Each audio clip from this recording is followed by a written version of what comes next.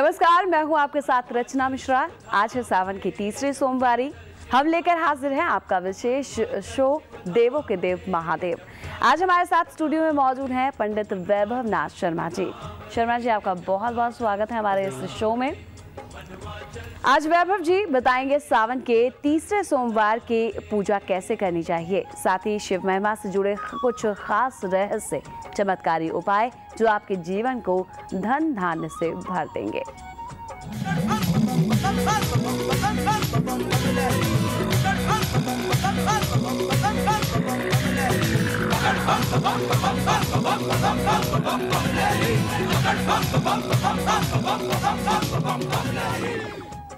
चलिए वैभव जी से जानते हैं। वैभव जी, आपसे जानते हैं सावन के तीसरे सोमवार को पार्थिव पूजा का विशेष महत्व बताया जाता है, इसकी सही विधि विधान क्या है? जी देखिए, जहाँ तक शिव पूजा की बात करते हैं तो शिव पूजा में अगर कोई प्रामाणिक विधि है तो वो पार्थिव पूजन की ही विधि है, हमारे शास्त्रों में बताया गया। यहाँ तक कि रामचरितमानस में भी तुलसीदास जी ने भगवान श्री राम के मुख से कहलवाया कि लिंग थाप विधिवत करी पूजा, शिव समान मोहि प्रिय न धूजा। अर्थात देखिए, जितने भी शिवलिंग हैं, शिवलिंग की पूजा करने में हमसे कहीं ना कहीं जाने अनजाने में कोई दोष हो जाता है, कोई त्रुटि रह जाती है। आप घर में शिवलिंग रखते हैं, वो आप रख नहीं सकते, या तो फिर आपको उसकी प्राण प्रतिष्ठा करनी होती है, और यदि आप प्राण प्रतिष्ठा रखते हैं करते हैं तो आपको पूरे जीवन पर्यंत जो है उनकी वैसी साधना करनी होती है। तो शिव साधना का सबसे सरल और सबसे प्रभावशाली तरीका यही है कि आप लिंग जो बनाते हैं वो पार्थिव बनाएं, अर्थात मिट्टी से बनाएं, और उनकी वहीं प्राण प्रतिष्ठा करें और पूजा के उपरांत आप उनका विसर्जन कर दें। शिव पूजा का ये सबसे प्रामाणिक तरीका है। शिव पूजा में कुछ विशेष उपाय खुशहाली, सौभाग्य, कार्य सिद्धि और भरपूर धन धान्य देने वाले माने जाते हैं। शिव की पूजा से पहले किसी भी जातक को स्नान दान कर लेना चाहिए और उसके बाद स्वच्छ वस्त्र धारण करके पवित्र होकर के संकल्प करना चाहिए और शिव मंत्र का ध्यान करके ही शिव पूजा करनी चाहिए। यथा संभव जो है पार्थिव शिवलिंग आपको बनाना चाहिए, यानी किसी तीर्थ या नदी के किनारे की मिट्टी से बने शिवलिंग की पूजा करें तो बहुत ही शुभ होता है।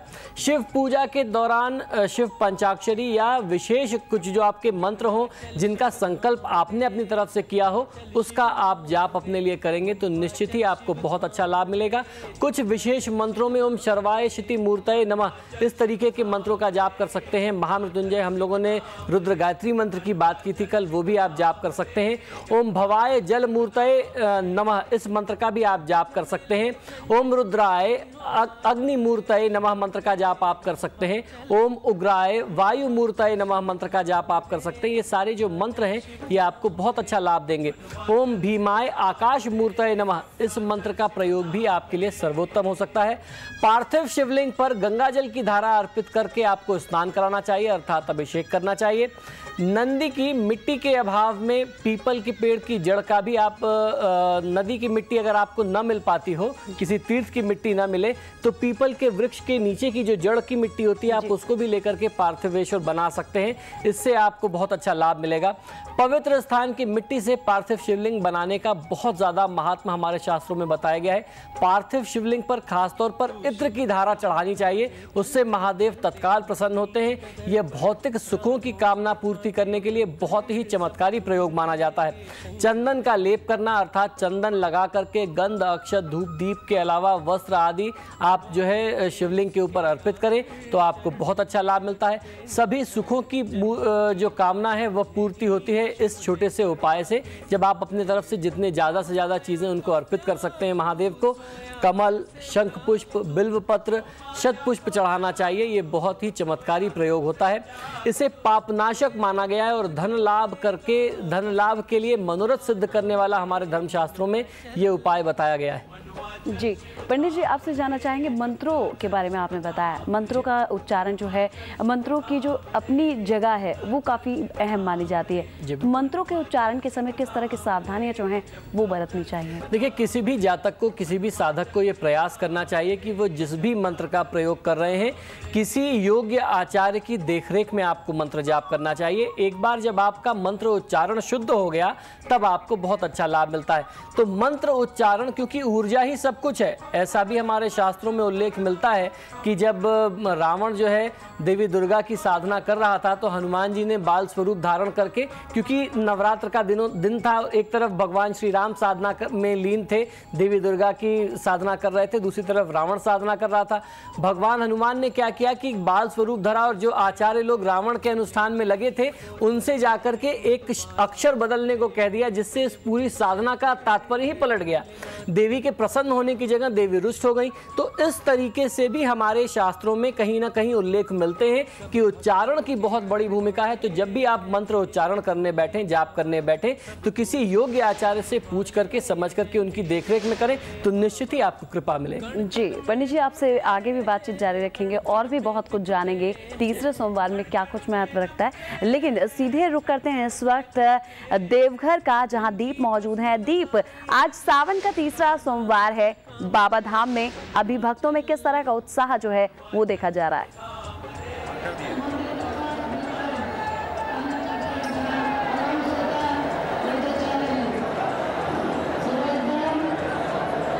जी दीप जी, देखिए आज सावन की तीसरी सोमवारी है और तीसरी सोमवारी में भक्तों का जनसैलाब उमड़ पड़ा है। यहाँ पर पहले सोमवारी में लगभग 1,20,000 भक्तों ने जलार्पण किया था, दूसरी सोमवारी में लगभग 1,30,000, लेकिन आज उम्मीद जताई जा रही है कि तकरीबन 1.5 से 2 लाख के लगभग कांवरिया जो है आज जलार्पण करेंगे। आज बता दूं कि जिस तरह से समुद्र मंथन हुआ था सावन में और हर एक सोमवारी को एक विशेष वस्तु की प्राप्ति हुई थी, तो तीसरी सोमवारी के बारे में कहा जाता है कि कौस्तुभ मणि जो है वो इस तीसरी सोमवारी में समुद्र मंथन में निकला था। इसके बारे में कहा जाता है कि कौस्तुभ मणि जो होता है वो विष्णु के हृदय में रहता है और इसी वजह से कौस्तुभ मणि के कारण आज का दिन जो होता है, आज अगर जलार्पण आप करते हैं तो आपके जीवन में दुख नहीं आएंगे, यानी आपका जीवन हो वो सुखमय होगा। तो अगर आप चाहते हैं कि आपका जीवन जो है वो दुखमय नहीं रहे, सुखमय रहे, तो इसके लिए आज का जलार्पण काफ़ी फलदायी होता है और यही वजह है कि आज भक्तों का जनसैलाब उमड़ा है और तकरीबन आप कह लें कि आज 1.5 से 2 लाख कांवरिया जलार्पण करेंगे और ऐसे में भक्तों की कतार जो है वो नंदन पहाड़ भी पार कर चुकी है और ये कतार की लंबाई की बात अगर करें तो आज लगभग 1 किलोमीटर 8 से 9 किलोमीटर लंबी हो गई है। तो दीप, आप हमारे साथ बने रहे, आपसे बहुत कुछ जानेंगे कि क्या कुछ चल रहा है बाबा देवघर के बाबा धाम में। और इस वक्त रुक करते हैं पंडित जी का। पंडित जी, आपसे जानना चाहेंगे, मनोकामना सिद्ध हो, जीवन में जो कष्ट हैं वो मिट जाए, और कोई ऐसी पूजा या मंत्र क्या है जो आज खास तौर पर की जाए, क्योंकि हर कोई परेशान रहता है, किसी न किसी को कोई ना कोई परेशानी रहती है, तो कौन सा ऐसा मंत्र, कौन सी ऐसी पूजा है आज के दिन जिससे इन सब चीज़ों से छुटकारा पाया जा सके? जी बिल्कुल, देखिए ये हमारा जो युग है, इसको एक तो सबसे पहली चीज़ हमारे इस लोक को मृत्यु लोक कहते हैं और ये भौतिकतावादी युग है। आज के समय में हर व्यक्ति भागम भाग में परेशान है, कैसे ज़्यादा से ज़्यादा सफलता मिल जाए, ज़्यादा से ज़्यादा ऐश्वर्य की चीज़ें मिल जाएँ, सुख के साधन जुड़ जाएँ। तो ऐसी परिस्थिति में शिव का हर मंत्र जो है, जो उनकी तरह तरह की स्तुतियां हैं, वो आपकी मनोकामनाओं को सिद्ध कर सकती हैं, ऐसा हमारे शास्त्रों का मत है। मनोकामनाओं को पूर्ण करने वाली मानी जाती हैं। इनमें से कुछ मंत्र और स्तुतियां तो इतनी चमत्कारी मानी गई हैं जिनका पाठ विशेष तौर पर करना ही नहीं, सुनना भी शीघ्र ही असंभव लगने वाली इच्छाओं को भी पूर्ण कर देता है। इसी तरीके से महामृत्युंजय मंत्र के बारे में कहते हैं कि जब बहुत घनघोर कष्ट आ जाए, आप स्वयं जाप ना कर सके, आपके कानों में उसका श्रवण होता रहे, कानों में उनके आवाज़ें पड़ती रहें, तो आपके जो कष्ट हैं वो दूर हो जाते हैं। खासतौर पर ये तब और असरदार हो जाता है जब कुछ विशेष चीज़ें, बीज मंत्र का जाप यदि आप करते हैं, किसी विशेष चीज़ को प्राप्त करने के लिए, विशेष उपलब्धि के लिए किसी विशेष स्तुति को करते हैं, तो निश्चित ही आपकी जो आकांक्षाएं हैं वो पूर्ण होती हैं। भगवान शिव का एक ऐसा ही मंत्र जो है वो इस तरीके से शिव महिम स्तोत्र का पाठ अगर कोई करता है, ये स्तुति जो है बहुत ज़्यादा चमत्कारी मानी जाती है। शिव के दिव्य स्वरूप और अपार शक्तियों की महिमा का गुणगान करने वाला यह स्तोत्र है। इसका पाठ, इसका जाप कोई भी व्यक्ति अगर करता है तो निश्चित ही बहुत अच्छा लाभ मिलता है। अब उसकी विधि क्या है ये भी आप जान लीजिए। सोमवार के दिन शिव और नाग या नदी से बने हुए नाग के पंचोपचार की आपको पूजा करनी चाहिए। गंध, अक्षत, सफेद फूल, प्रसाद चढ़ा करके श्री शिव महिम स्तोत्र का पाठ आपको भगवान शिव के समक्ष बैठ करके करना चाहिए। आपको प्रयास ये करना चाहिए कि शिवलिंग के आसपास, शिवलिंग के समक्ष बैठ करके ही आप इसका जाप करें, तो निश्चित ही आपको बहुत अच्छा लाभ मिलता है। इस स्तोत्र का पाठ कर लेने से, पाठ करते वक्त विशेष तौर पर आपको जो है कुछ चीज़ों का ध्यान रखना चाहिए। बीज मंत्रों का जो है वो आपको जाप करते रहना चाहिए। श्री शिव महिम स्तोत्र के मंत्रों के आगे और पीछे जो है यदि आप बीज मंत्र लगा करके जाप करेंगे तो निश्चित ही आपको बहुत अच्छा लाभ मिलता है। आगे, सीधे और पीछे इन बीज मंत्रों को उल्टी तरफ से आपको उच्चारित करना चाहिए। इसे लोम विलोम पाठ भी पुकारा जाता है, ऐसा कहते हैं। तो इसको यदि आप इस तरीके से जाप करेंगे तो बहुत अच्छा लाभ मिलेगा। अब वो बीज मंत्र क्या है, आइए वो भी आपको बता देता हूँ। ओम ऐं ह्रीं होम जूम स, इस बीज मंत्र का आपको शिव महिम स्तोत्र के आदि में अर्थात शुरुआत में, और जब आप पाठ पूर्ण कर लें तो उसके अंत में आपको इसका जाप करना चाहिए। ये अगर इस विधि विधान के साथ आप पाठ करते हैं तो आपकी जो भी आकांक्षा है, जो भी कामना है, वह तत्काल पूर्ण होती है। महादेव इस प्रयोग से बहुत ज़्यादा जल्दी ही प्रसन्न होते हैं। ऐसा हम लोगों ने अपने जीवन में बहुत अनुभूत प्रयोग करके देखे। बहुत बड़े बड़े कष्टों से पीड़ित लोग हम लोगों के समक्ष आए और उनको ये सुझाव बताया, उसका लाभ लोगों ने लिया, उनके जीवन से कष्ट दूर होते हुए देखा गया। जी बिल्कुल पंडित जी, आपसे बातचीत का सिलसिला आगे भी बढ़ाएंगे, लेकिन रुक करते हैं इस वक्त देवघर का, जहां मौजूद हैं हमारे संवाददाता दीप। बाबा धाम में गठबंधन की क्या परंपरा रही है, क्यों कराते हैं ये गठबंधन, जानना चाहेंगे आपसे।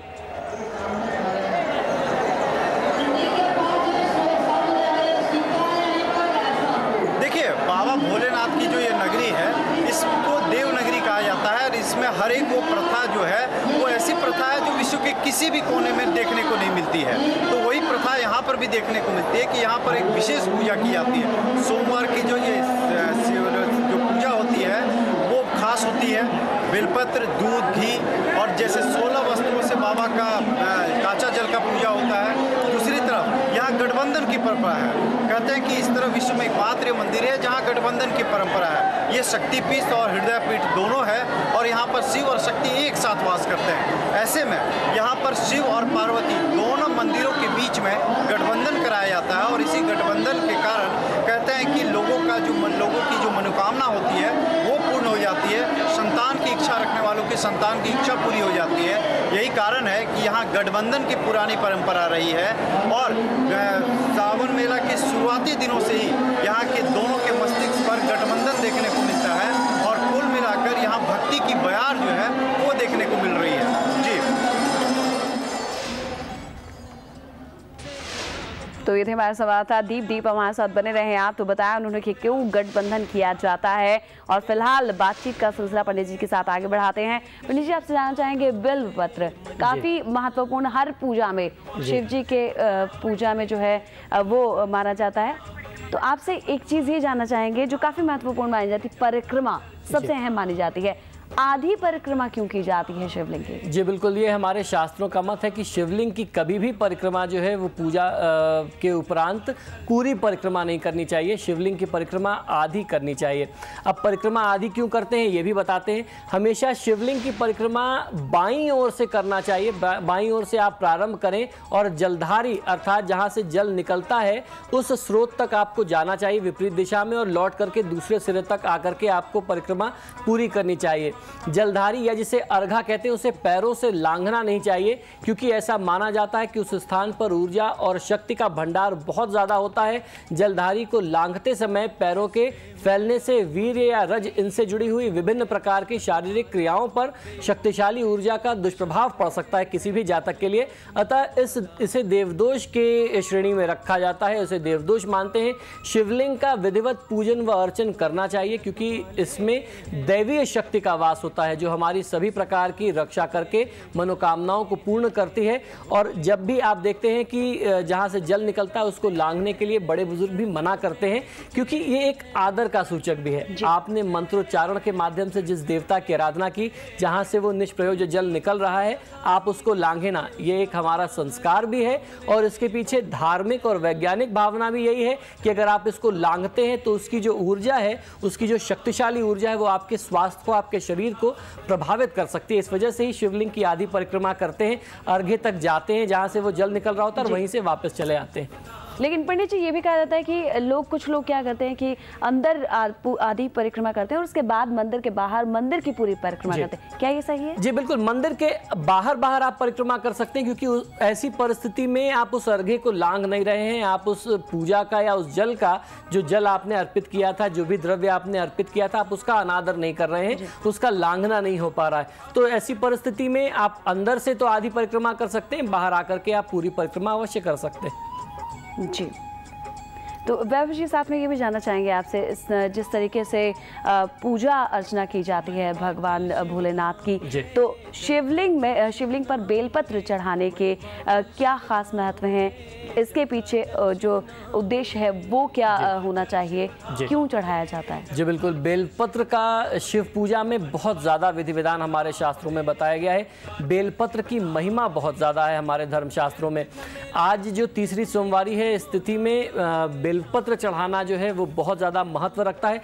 शिव पूजा के लिए बिल्वपत्र कहते हैं कि 3 जन्म के पापों को नाश करने वाला बताया गया। वेद प्रकृति रूप ईश्वर की अपार महिमा व शक्ति को उजागर करता है। धर्म ग्रंथों में वेद भगवान शिव का स्वरूप बताया गया है, यानी प्रकृति का कण कण जो है वो शिव का स्वरूप बताया गया है।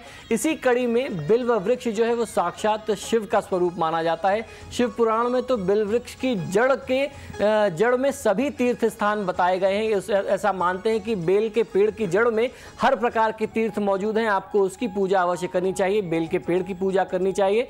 इसलिए बिल्व वृक्ष की पूजा शिव उपासना ही मान करके बहुत सारे देवी देवताओं ने पुराने समय में भी की है, और आज भी हम लोग देखते हैं कि बेलपत्र अवश्य चढ़ाते हैं, क्योंकि ये शिव पूजा का एक अभिन्न अंग है। खासतौर पर हमारे हिंदू धर्म में परंपराओं में श्रावण यानी सावन महीने में भगवान शिव की उपासना की शुभ घड़ी में बिल्व वृक्ष की पूजा करना, कई अचूक उपाय सांसारिक जीवन की कई इच्छाओं को पूरा करने वाले माने गए हैं। इस ऐसी परिस्थिति में जो बिल्व वृक्ष की पूजा करते हैं या बिल्व पत्र अर्पित करते हैं, वो आपकी कई सारी आकांक्षाओं को पूरा कर सकता है। बिल्व वृक्ष के नीचे शिव की पूजा यदि आप बैठ करके करते हैं, शिवलिंग को आप बेल के पेड़ के नीचे रख करके करते हैं, तो समझ लीजिए वह अनंत फल देने वाला है। आपके मन में कैसे भी भाव हो, कैसे भी कष्ट हो, वह कष्ट दूर करते हैं और आपकी मन की सारी आकांक्षाओं को पूर्ण करते हैं। बेल की जड़ या जल अपने सिर पर लगाने से सभी तीर्थों की यात्रा का पुण्य फल मिलता है, ऐसा हमारे शास्त्रों का मत है। गंध, फूल, धतूरे और उसके साथ साथ जो बिल्व की जड़ की पूजा करता है उसे संतान और सभी सुख प्राप्त होते हैं। बिल्व वृक्ष की व बिल्व पत्रों से जो पूजा करता है महादेव की हर प्रकार के कष्टों से मुक्ति पा लेता है। जिस तरीके से मैंने कहा कि बेल पत्र का जो त्रिदल का एक स्वरूप होता है, यानी तीन दल वाला जो एक पत्ता होता है, वो 3 जन्म के पापों का संहार करता है। बिल्व की जड़ के पास किसी शिव भक्त को घी सहित अन्न या खीर दान करना बहुत अच्छा लाभ बताया गया है। ऐसा व्यक्ति कभी दरिद्र नहीं होता, धनहीन नहीं होता। तो ये कुछ ऐसे छोटे छोटे उपाय हैं या एक ऐसी छोटी सी जानकारी है जो आप जान सकते हैं, क्योंकि चीजें सब हमारे आसपास मौजूद हैं, लेकिन आवश्यकता क्या है? ज्ञान की आवश्यकता है, जानकारी की आवश्यकता है। आज हमारे पास ज्ञान का अभाव है, तो बेल के पेड़ से जुड़ा हुआ या बेल व पत्र से जुड़ा हुआ ये कुछ ऐसा छोटा सा प्रयोग मैंने आपको बताया, कुछ 2-3 ऐसे छोटे प्रयोग बताए जिसको करके आप निश्चित ही बहुत अच्छा लाभ ले सकते हैं। जी, आपसे बातचीत का सिलसिला आगे बढ़ाएंगे, लेकिन इस वक्त रुख करते हैं देवघर का। आज तीसरी सोमवारी है और जानते हैं दीप जो कि मौजूद है वहां पर। दीप, आपसे जानना चाहेंगे कि कितना महत्व रखती है आज तीसरी सोमवारी, कितना फलदायी है?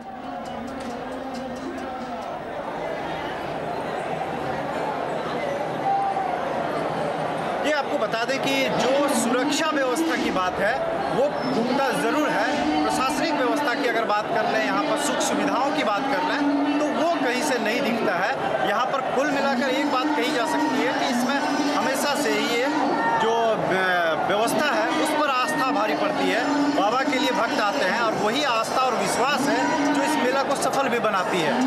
पिछले कई वर्षों की अगर आप रिपोर्टिंग की बात करें तो भक्तों की लगातार संख्या बढ़ रही है और इस जो व्यवस्था है वो प्रॉपर रूप से नहीं हो पाती है। इस बार चूंकि टाइम स्लॉट और कई सिस्टम जो नए तरह से लागू किए गए थे वो पूरी तरह से फेल हो गए और वैकल्पिक व्यवस्था नहीं रहने से इस बार प्रशासन के लिए काफ़ी मुश्किल भरा ये सावनी मेला है। और ये पहली बार देखा जा रहा है कि ये पूरा मेला जो है वो संचालन अब पुलिस कर रही है, क्योंकि यहाँ पर प्रशासनिक अधिकारी जो हैं वो प्रशासनिक अधिकारी कहीं से नहीं दिखते हैं। यहाँ अगर दिखता है तो वो पुलिस और पुलिस की व्यवस्था दिखती है।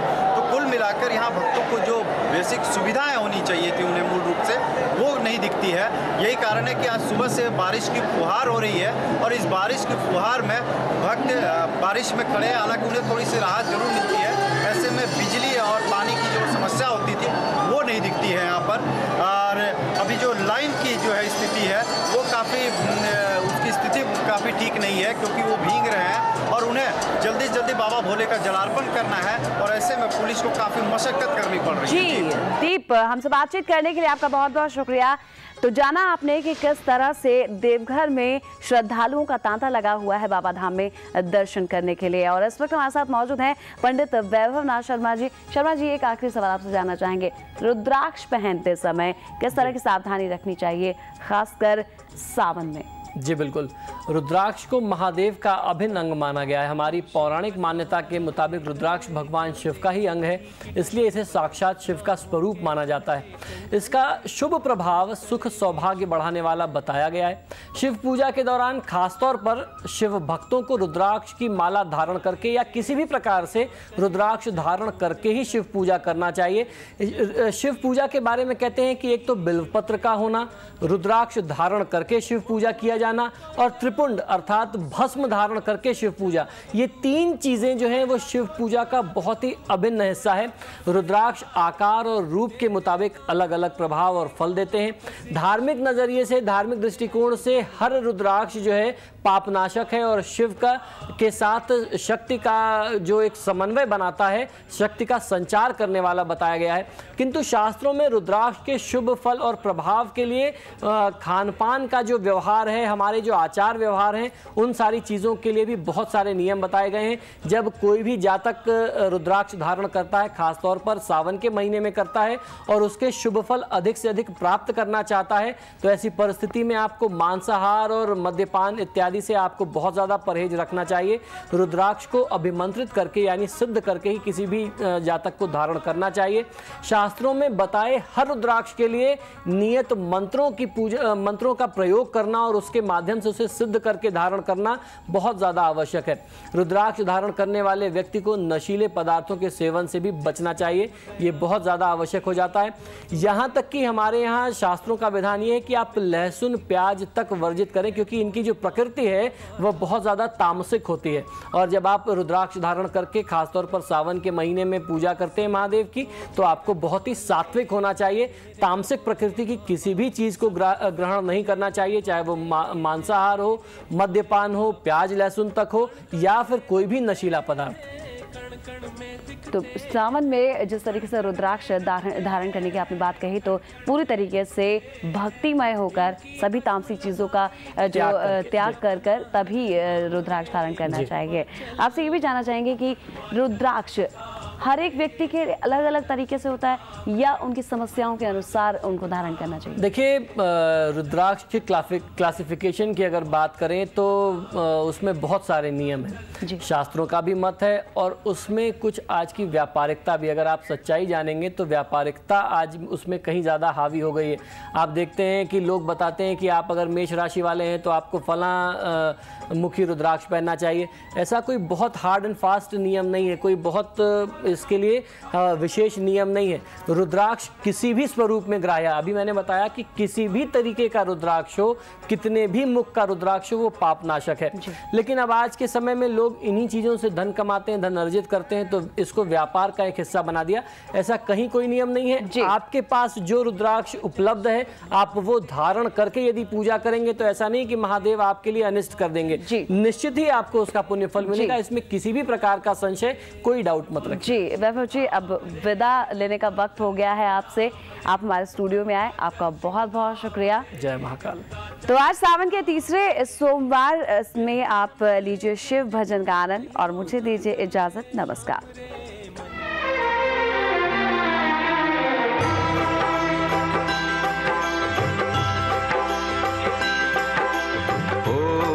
नमः शिवाय, ओम नमः शिवाय, ओम नमः शिवाय, ओम नमः शिवाय।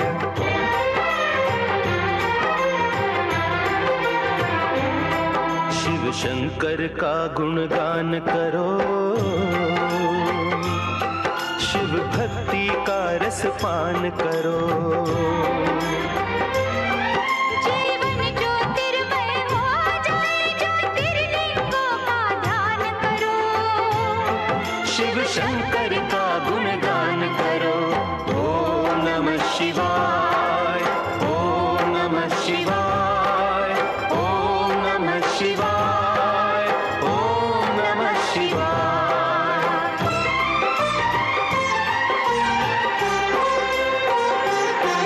उसने ही जगत बनाया है, कण कण में वही समाया है।